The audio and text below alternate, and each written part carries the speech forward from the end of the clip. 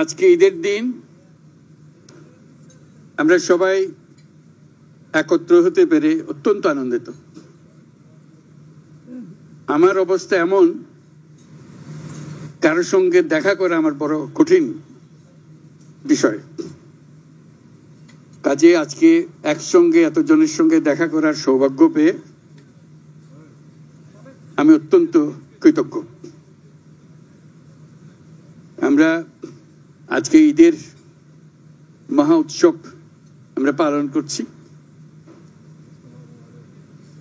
ঈদের বাণীটাই হলো নিজেদের মধ্যে সমঝোতা, অতীতকে পেছনে রেখে সামনের দিকে এগিয়ে যাওয়া।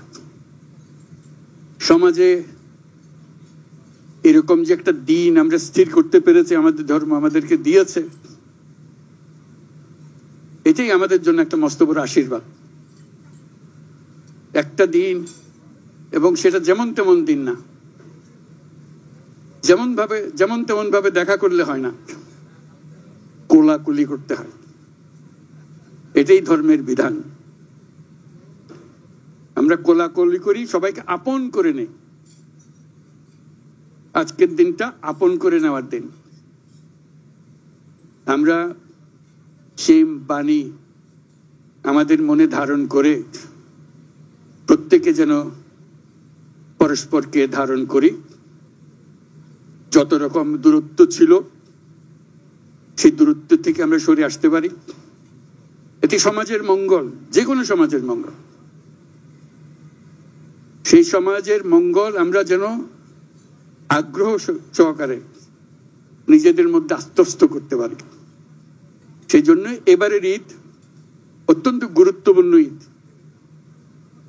যাতে আমরা পরস্পরের কাছে আসি, পরস্পরের দূরত্ব থেকে আমরা সরে আসতে পারি,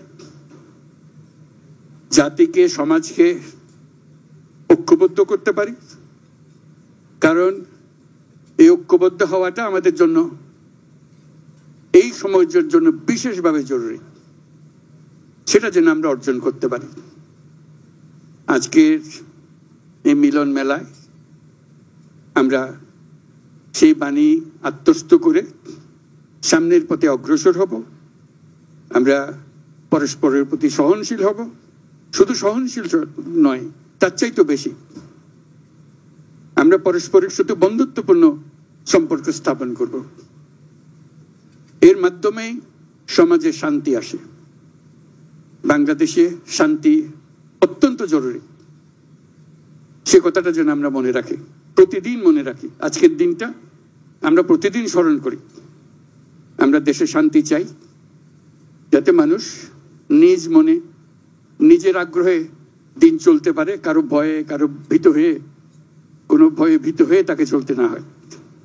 আমরা সবাই সবার মঙ্গল কামনা করি। জাতির জন্য শান্তি চাই এবং পৃথিবীর জন্য শান্তি চাই। আমরা সারা পৃথিবীর জন্য আমরা শান্তি চাই। Your Excellencies, I'm just emphasizing that this is a day for unifying the nation, unifying the people, so we can overcome all our distances, all our differences, and build up unity among us. And the nation needs that unity, particularly this time that we are passing through our history. It's very important. So I hope you will help us to build this unity and move forward. Bangladesh deserves more. Bangladesh has a future which has not been explored. We want to explore that. We want to make that future come true. So that's where it begins. Unifying the nation, building the nation to move forward.